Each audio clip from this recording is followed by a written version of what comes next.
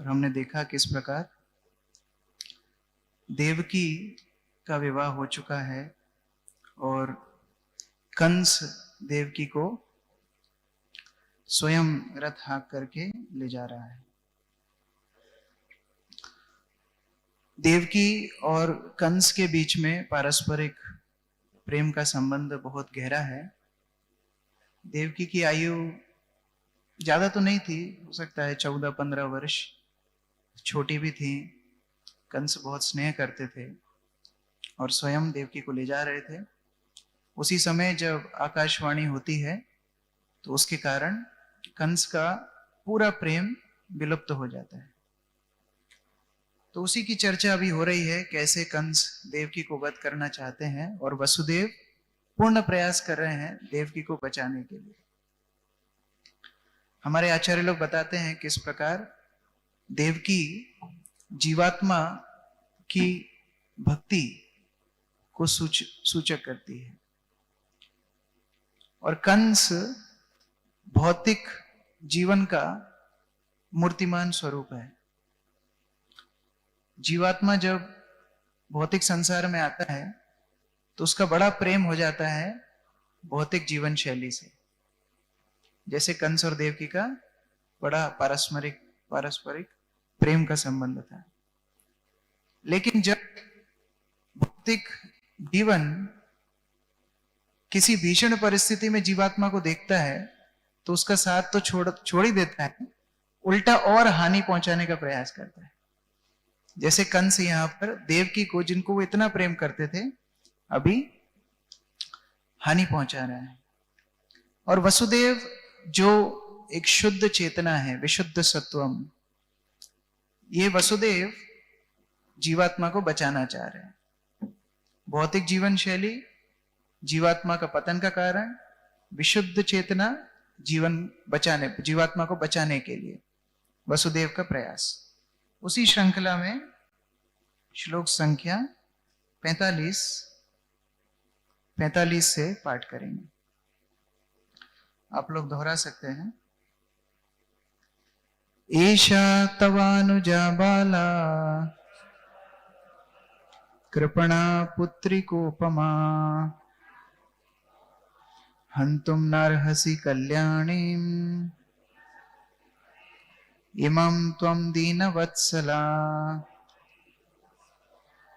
वसुदेव कंस को बोल रहे हैं, तुम्हारी छोटी बहन बेचारी देवकी तुम्हारी पुत्री के समान है और वह लाड़ प्यार से पाले जाने योग्य है। तुम दयालु हो, अतः तुम्हें इसका वध नहीं करना चाहिए। निस्संदेह यह तुम्हारे स्नेह का पात्र है। तो हम देखते हैं वसुदेव किस प्रकार अभी काफी लंबे समय से हम लोग जो श्लोक के बाद श्लोक पढ़ रहे हैं, वसुदेव देवकी को बचाने का प्रयास कर रहे हैं। इसी प्रवचन में वसुदेव कंस को समझा रहे हैं कि मृत्यु तो आनी है, मृत्यु को कौन बचा पाया है, हम तो जीवात्मा हैं। फिर वसुदेव देवकी को क्यों बचा रहे हैं? अगर मृत्यु के बारे में ही बोलना है तो देवकी मरे चाहे कंस मरे, एक ही बात है। वसुदेव देवकी को बचाने के लिए इतना प्रयास कर रहे हैं और कंस को समझा रहे हैं कि देखो मृत्यु तो आएगी, मृत्यु को कैसे कोई बचा सकता है। तो ये तो थोड़ा सा विरोधाभास है। विरोधाभास नहीं है, क्योंकि भक्त का एकमात्र प्रयास होता है भगवान की इच्छा को पूरित करना। हम दधीची के उदाहरण में देखते हैं, भगवान ने देवताओं को बोला कि जाओ दधीची से उनकी अस्थि मांगो और उनकी अस्थि से वज्र बनाएंगे। तो दधीची ने अपनी अस्थि दे दी, प्राण त्याग कर दिया। लेकिन यहां वसुदेव को पता है कि भगवान का दूसरा कोई प्लान है। भगवान की क्या योजना है कि भगवान देवकी और वसुदेव के घर में जन्म लेंगे, उनको आशीर्वाद प्राप्त था। तो भक्त का जीवन से आसक्ति नहीं, मृत्यु से आसक्ति नहीं, भक्त की केवल भगवान की इच्छा से आसक्ति होती है। जैसे एक बार वाराणसी में कुछ तीर्थयात्री नाव में सफर कर रहे थे। तो नाव में सफर करते करते जब नाव बीच नदी में पहुंची तो खूब तेज बारिश आने लगी, नदी का बहाव बढ़ गया और नाव डगमग डोलने लगी। डूबने वाली थी। तो सभी लोग नाव में जो बैठे हुए थे बड़े डर गए कि उनकी मृत्यु हो जाएगी, चिल्लाने लगे, चीखने लगे, मदद के लिए पुकारने लगे। तो एक साधु बाबा उसमें बैठे थे। तो साधु बाबा क्या करने लगे, अपने कमंडल से नदी का पानी और नाव में डालने लगे। तो सब लोगों को और गुस्सा आया कि पहले ही तो नाव डूब रही है और ये पागल व्यक्ति कौन आया, ये और कमंडल से पानी अंदर डाल रहा है। तो किसी ने बोला एक काम करो, इसको उठा के नदी में फेंक दो। तो लोग बोलते नहीं नहीं, वैसे ही पाप कर्म के कारण आज हम इस स्थिति में हैं, और साधु बाबा को बाहर फेंकेंगे तो कहां जाएंगे। वो तो रुकने का नाम ही नहीं ले, वो तो पूरा कमंडल से भर भर के पानी अंदर कर रहा है। ऐसे जैसे नाविक ने नाव को किनारे लगा दिया, वो सबकी जान बच गई। अब जब नदी के किनारे पर नाव पहुंच गई, अब दोबारा से साधु बाबा कमंडल से पानी बाहर फेंकने लगे। तो लोगों ने उसको बोला ये सच में नटकेस पागल ही है सच में। बोलते हैं कि भाई तुम्हारा क्या दिक्कत क्या है, पहले तुम नदी नाव में पानी भर रहे थे, अभी तुम नाव में पानी खाली कर रहे हो, उल्टा काम क्यों कर रहे हो। बोले मैं एकदम सीधा काम कर रहा हूं, मुझे लगा तब भगवान नाव डुबाना चाहते हैं तो मैं और जल्दी डुबा रहा था भगवान का काम पूरा करने के लिए। अब तो नाव किनारे लग गई, भगवान आपको बचा लिए, तो मैं भगवान की सहायता कर रहा हूं पानी खाली करने के लिए। तो भक्त का एक ही काम होता है, भगवान के आयोजन को सिद्ध करना। वसुदेव यहां पर वही कार्य कर रहे हैं। उनको शरीर से आसक्ति नहीं है, वो किस प्रकार देवकी को बचा ले कि भगवान के कार्य में किसी प्रकार की अड़चन ना आए। इतना सब उपदेश तो दे रहे हैं लेकिन कुछ काम किया नहीं। अभी तक इतने शास्त्रों से उपदेश दिए, कुछ काम किया नहीं। तो अभी थोड़ा यह तथ्य को समझ गए वसुदेव कि ये इतना नालायक व्यक्ति है, इसको अच्छे उपदेश देंगे तो कोई काम नहीं करेगा। दुग्धपानम भुजंगानम केवल विषवर्धनम, अगर हम सर्प को दूध पिलाएंगे तो केवल विष ही बढ़ेगा। इसी प्रकार उपदेशानाम मूर्खानाम केवल क्रोधवर्धनम, अगर मूर्ख व्यक्ति को उपदेश देंगे उसका क्रोध ही बढ़ने वाला है और कुछ होने वाला है। इसलिए प्रभुपाद जब गीता के प्रवचन में कई बार बताया करते थे कि भगवत गीता सुनना ये ज्यादा महत्वपूर्ण नहीं है, भगवत गीता अर्जुन के जैसा सुनना महत्वपूर्ण है। अर्जुन ने जैसी गीता सुनी, अर्जुन का नष्ट मोह स्मृति लब्धा, उसका मोह नष्ट हो गया और भगवत चेतना जागृत हो गई। लेकिन यहां पर कंस भी गीता जैसा पाठ सुना है अभी, लेकिन उसका मोह नष्ट नहीं हुआ, उसका क्रोध और बढ़ रहा है। यह मूर्ख व्यक्ति की पहचान है। शास्त्रों में अनेक अनेक उदाहरण है जहां मूर्ख व्यक्ति को अगर उपदेश दिया उसका क्रोध और बढ़ता ही। जैसे हम रामायण में भी देखते हैं, मारीच रावण को समझाता है कौन आपका शत्रु है जिसने आपको बोला है कि राम की पत्नी का हरण कर लो। रावण बड़ा क्रोधित हो जाता है, मारीच को ही मारने के लिए तैयार हो जाता है। तो इस प्रकार से मूर्ख व्यक्ति को यदि उपदेश देंगे तो और नाराज हो जाएगा, चाहे उसके भले के लिए हो चाहे उसकी कार्य क्षेत्र के भले के लिए हो, वो नहीं मानेगा। अब वसुदेव समझ गए हैं कि अब इनको प्रशंसा करनी पड़ेगी। प्रशंसा से ही मूर्ख व्यक्ति मानते हैं। मूर्ख व्यक्ति आदेश से नहीं मानते हैं, उपदेश से नहीं मानते, प्रशंसा से मानते हैं। तो प्रशंसा कर रहे हैं। सबसे पहले वसुदेव बोल रहे हैं तुम्हारी कन्या जैसी है। पहली बात तो स्त्री है जिसका अभी अभी विवाह हुआ है, उम्र में भी कम है। उसके बाद आपकी बहन है, और अब वसुदेव बोल रहे हैं कि आपकी तो पुत्री जैसी है। तो पुत्री के नाते, बहन के नाते, स्त्री के नाते, नवविवाहिता के नाते आपको इनके ऊपर करुणा करनी चाहिए। लेकिन करुणा का पाठ तो तब कंस सीखता है जब वो गुरुकुल गया होता है। कंस तो उस प्रकार करुणा का पाठ सीखा ही नहीं। बचपन से बच्चों को तालाब में फेंकना, डुबा के मार देना, अलग अलग थोड़ी शक्ति आई तो अलग अलग असुरों से युद्ध करने चला गया। कहीं कुबल्य पीड़ हाथी को पकड़ के ले आया, कहीं केशी को हरा दिया, कहीं बकासुर को हरा दिया। पूतना से युद्ध करने वाला था, लगा पूतना ज्यादा शक्तिशाली है, नारी भी है, तो उसको बहन बना लिया, तो हमारी बहन बन जाओ। तो यही सब उसने सीखा था, करुणा तो सीखी नहीं थी। इसलिए पहले गुरुकुल पद्धति में गुरु कठोर नियम सिखाते थे और गुरु माता करुणा सिखाती थी। जैसे जब वशिष्ठ और अनुसुईया के, वशिष्ठ और अरुंधति के गुरुकुल में भगवान राम, लक्ष्मण, भरत, शत्रुघ्न पढ़ते थे तो वशिष्ठ बड़े कठोर थे, नियम में कठोर तपस्या कराते थे, और अरुंधति उनको प्रेम, करुणा, मैत्री इत्यादि के गुण सिखाती थी। ऐसे ही हम भगवान कृष्ण के भी लीला में देखते हैं। सांदीपनि मुनि उनको कलाएं सिखाते, वेद पाठ इत्यादि सिखाते, और सांदीपनि मुनि की पत्नी सुमुखी देवी उनको करुणा की शिक्षा दिखाती कि जो मैं आपको भोजन दे रही हूं बांट के खाना, अकेले मत खाना इत्यादि। वो कंस की तो वैसे ट्रेनिंग हुई नहीं थी, तो उसको करुणा भी समझ में नहीं आ रही। तो अभी और आगे बोल रहे हैं, तो हम दीन वत्सला, तुम दीन वत्सल हो। दीन वत्सल कंस तो बिल्कुल नहीं था। भगवान दीन वत्सल होते हैं, दीनों का उद्धार करने वाले। भगवान के भक्त दीन वत्सल होते हैं, लेकिन कंस को यहां दीन वत्सल बोला जा रहा है। तो विश्वनाथ चक्रवर्ती ठाकुर बता रहे हैं, वास्तव में दीन वत्सल शब्द का मतलब क्या है। दीन मतलब दे दो, बंगाली में बोलते हैं ना, दिए दिन, दे दो। और वत्सल मतलब बछड़ा, तो जो गरीब आदमी से भी उसका बछड़ा छुड़ा ले वो दीन वत्सल। कंस ऐसा था, ये गरीब आदमी, उसके पास एक गाय एक बछड़ा है, उसका भी बछड़ा छुड़ा के जो लिया है वो कंस था। तो वास्तव में वसुदेव बोल रहे हैं कि तुम इतने क्रूर व्यक्ति हो कि तुम अपनी बछड़े जैसी छोटी बहन को, जो पुत्री समान है, उसको भी मारना चाह रहे हो। थोड़ी करुणा दिखाओ। श्लोक संख्या 46 कृपया दोहराइए। ओके, ऐसे मन से दोहराइए। श्री शुक उवाच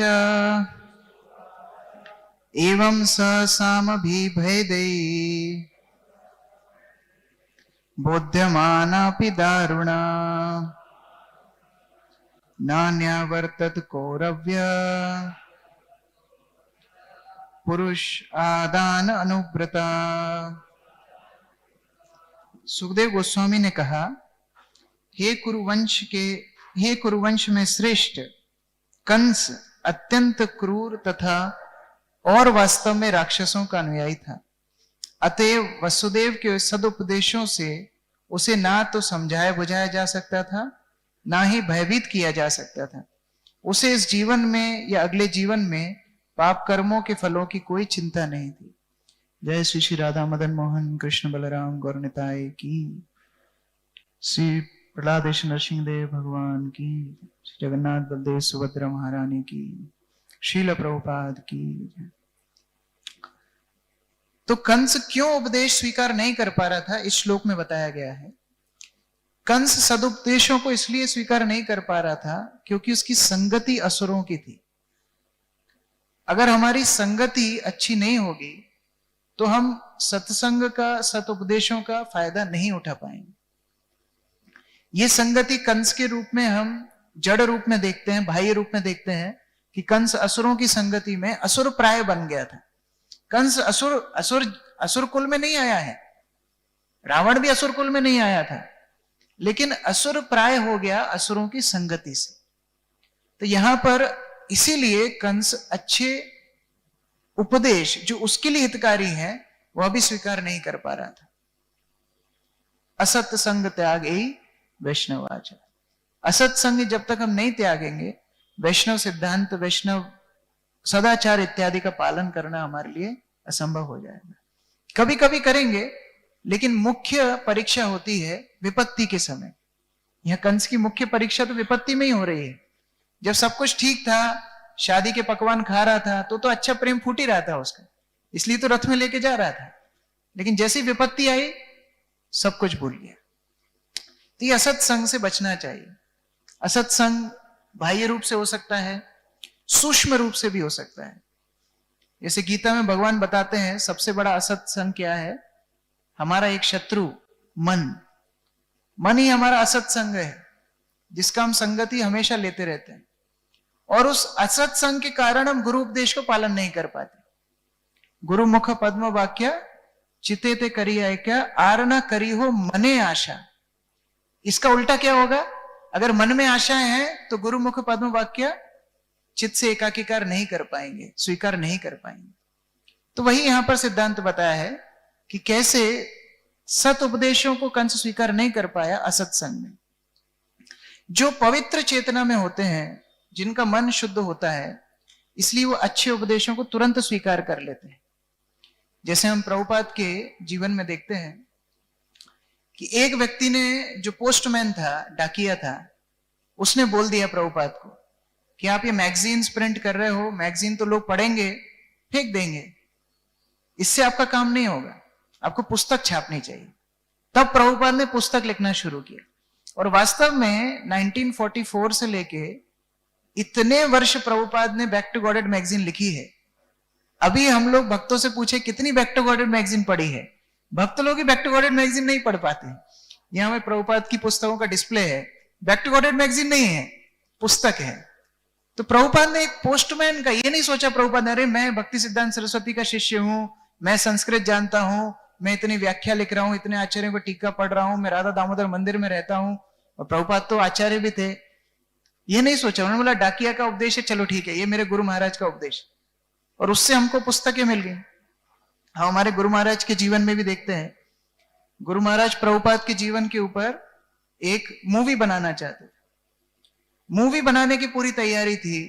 जब मुंबई में गए, एक प्रतिष्ठित एक्ट्रेस से मिले, उनको जब अपना बताया तो उन्होंने, उन एक्ट्रेस ने सलाह दी कि नहीं आप मूवी मत बनाइए, मूवी तो लोग देखेंगे भूल जाएंगे, आप एपिसोड्स बनाइए, सीरियल बनाइए, तो लंबे टाइम तक लोग देखते रहेंगे और आप डिटेल्स में ही बता पाएंगे, लोग समझ पाएंगे।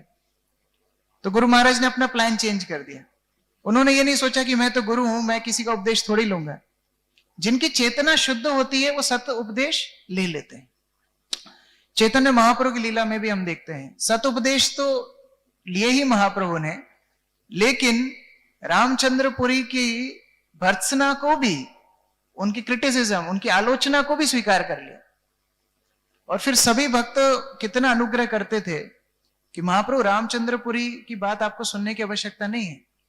रामचंद्रपुरी ने महाप्रभु को बोला था कि आप कैसे सन्यासी हो, आप मिठाई खाते हो, भोग करते हो। तो परमानंदपुरी, जो रामचंद्रपुरी के ही गुरु भाई थे, वो चैतन्य महाप्रभु को समझाते हैं कि महाप्रभु मैं जानता हूं रामचंद्रपुरी को, आपको इनकी बात सुनने की आवश्यकता नहीं, आप स्वतंत्र ईश्वर हैं। फिर भी सबके समझाने के बाद भी महाप्रभु ने अपना भोजन आधा कर दिया कि मैं अभी आधा ही भोजन लूंगा। जितना लेते थे महाप्रभु रोज, उससे आधा लेने लगे। तो जिनकी चेतना जितनी शुद्ध है, सत विचार, सत उपदेश उतने आसानी से ले लेते हैं। लेकिन कंस इसका ठीक विपरीत है। तो फिर वसुदेव ने क्या किया, श्लोक संख्या 47 में बताया, कृपया दोहराइए। निर्बंधम तस्य तम ज्ञात्वा विचिन्त्य अनक दुन्दुभि प्राप्तं कालं प्रतिव्यूढम् इदं तत्र अन्वपद्यत। निर्बन्धं तस्य तं ज्ञात्वा विचिन्त्य अनक दुन्दुभि प्राप्तं कालं प्रतिव्यूढम् इदं तत्र अनवपद्यत। कृपया दोहराइए।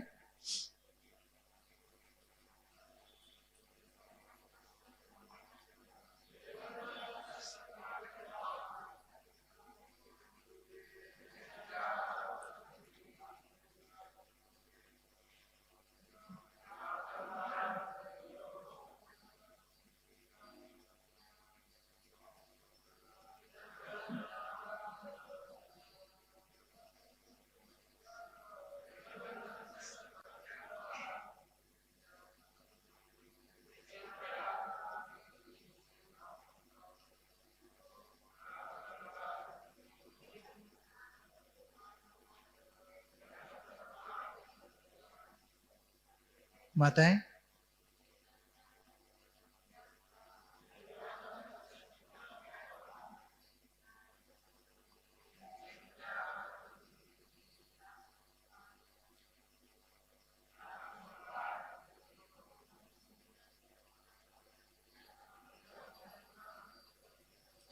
शब्दार्थ निर्बंधम करने के संकल्प को, तस्य कंस का, तम उस संकल्प को ज्ञात्वा जानकर, विचिंत्य गहराई से सोचकर, अनकदुंदुभि वसुदेव प्राप्तम आया हुआ कालम आसन्न मृत्यु संकट को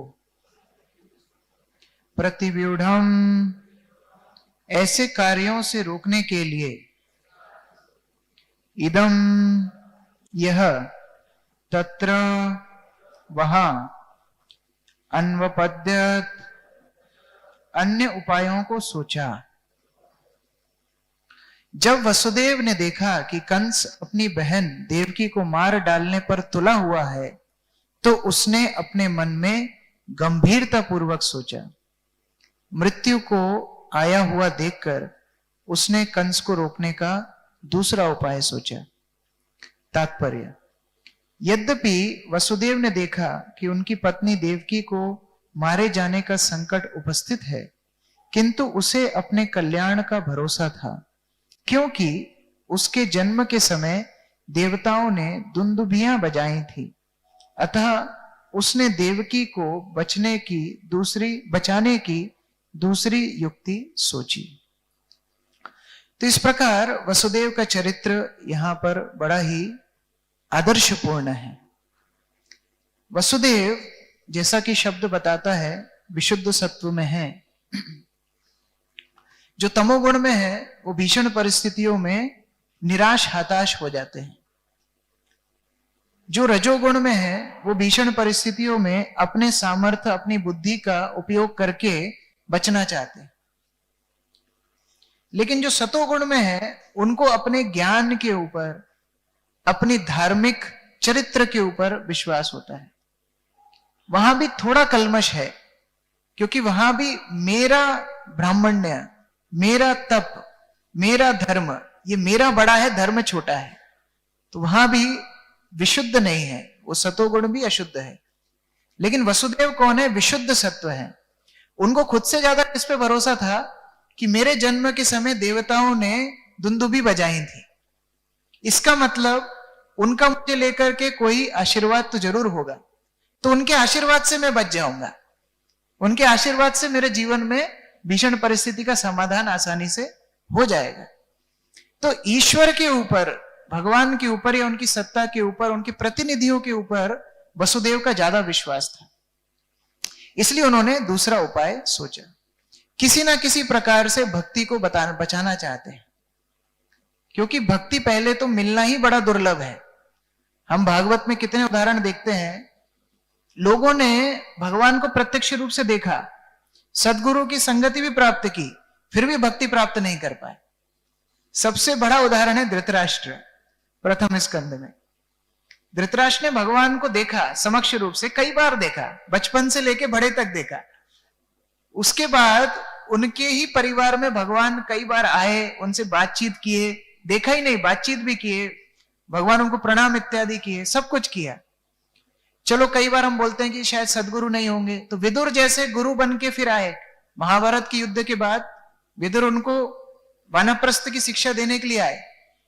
धृतराष्ट्र ने उनकी बात मान के वन में भी चला गया, अपने तपोबल से स्वयं को अग्नि में प्रज्वलित किया, कुटिया में अग्नि लग गई, गांधारी भी कुटिया में जाकर के सहमरण चली गई। लेकिन विदुर थोड़े खुश हुए, थोड़े दुखी हुए, ऐसा भागवत में बताया है। क्यों थोड़े खुश हुए, थोड़े दुखी हुए? खुश तो हुए कि चलो इतना आसक्त व्यक्ति था, कम से कम ये मुक्त हो गया, लेकिन दुखी इसलिए हुए कि इतना सब मिलने के बाद भी इसको भक्ति प्राप्त नहीं हुई। ये मुक्त होकर के मोक्ष तक ही गया है, ये भगवत धाम फिर भी पहुंच नहीं पाया। तो भक्ति मिलना ही इतना दुर्लभ है, और अगर किसी को भक्ति मिल जाए तो उसको अपनी भक्ति बचाने का कितना अथक प्रयास करना चाहिए, जैसे यहां वसुदेव देवकी को बचाने का प्रयास कर रहे। वास्तव में हम सब भी अनक दुंदुभी हैं, हमारे जन्म पे भी दुंदुभियां बजी थी। कौन से जन्म में? दीक्षा के समय। दीक्षा वास्तविक जन्म होता है, द्वितीय जन्म। दीक्षा के समय लोगों ने मृदंग करताल बजाई थी, हरि बोल बोला था, गुरु महाराज ने सबको माला दी थी, नया नाम दिया, नया जन्म दिया। तो हमारी भक्ति की हत्या करने के लिए हमारा मन, हमारी इंद्रियां, भौतिक कल्मश तुले हुए हैं, एकदम तलवार पकड़ के, बाल पकड़ के मारना चाह रहे हैं। अभी हमें क्या प्रयास करना है? हमें अपनी भक्ति को बचाने का प्रयास करना है। ये इनके इन प्रकार है। कई बार समझा के मन को समझा, बहलाते फुसलाते हैं कि नहीं नहीं देखो, अभी तो आपको पूरा जिंदगी तो इंद्रिय तृप्ति करना है, थोड़े साल हमको भक्ति कर लेने दो, बाद में शरीर में शक्ति नहीं रहेगी तो बैठ के हम बस इंद्रिय भोगी तो करेंगे, अभी शरीर में शक्ति है तो गुरु की सेवा कर लेने दो। कभी कभी समझा के, कभी कभी दंडित करके, अलग अलग प्रयास से मन को हम लोग को समझाना चाहिए। जैसे वसुदेव यहां कंस को समझा रहे हैं और अब आगे प्रलोभन भी देंगे। तो किसी ना किसी प्रकार से वसुदेव का एकमात्र ध्येय है कि देवकी की सुरक्षा हो जाए। इसी प्रकार से भक्त लोग भी अपनी भक्ति में सावधान रहते हैं कि उनकी भक्ति का हनन ना हो, उनकी भक्ति ना जाए। शरीर जाएगा, मन जाएगा, बुद्धि जाएगा, फिर से मिल जाएगा, लेकिन भक्ति इतनी दुर्लभ है कि वैसे ही तो मुश्किल से मिली है, और अगर फिर से यह भक्ति को हम खो देंगे तो पुनः प्राप्त करना बड़ा ही दुष्कर है, बड़ा ही मुश्किल है। तो इसलिए यहां पर बड़ी ही सुंदर शिक्षाओं के साथ हम लोग इस सत्र को पढ़ रहे हैं। आगे के श्लोकों में हम देखेंगे कैसे वसुदेव ने कंस को प्रलोभन दिया, कैसे कंस उनकी बात मान लेते हैं, फिर नारद मुनि आकर के थोड़ा और कैटेलाइजर डालते हैं लीला को बढ़ाने के लिए, और भगवान का आगे अवतार होगा। हरे कृष्ण। ग्रंथराज श्रीमद् भागवतम की जय, जगत गुरु श्रील प्रभुपाद की जय, समवेत भक्त वृंद की जय। किसी का कोई प्रश्न है?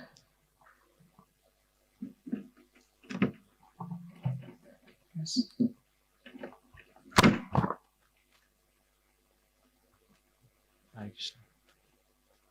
Hare Krishna. So you are saying that Guru has given us the mercy. After Diksha, we get a new life, and we have to save that bhakti. And this is also we want causeless mercy in our life. We don't deserve any mercy. That's why we want causeless mercy. Causeless mercy is only given out of no reason. It means causeless. There's no reason for it. So how can we attract this causeless mercy in which we can help us save our spiritual life? We don't have to get causeless mercy. We already gotten causeless mercy. We just have to treasure it. We just have to safeguard it. प्रश्न है कि अगर कृपा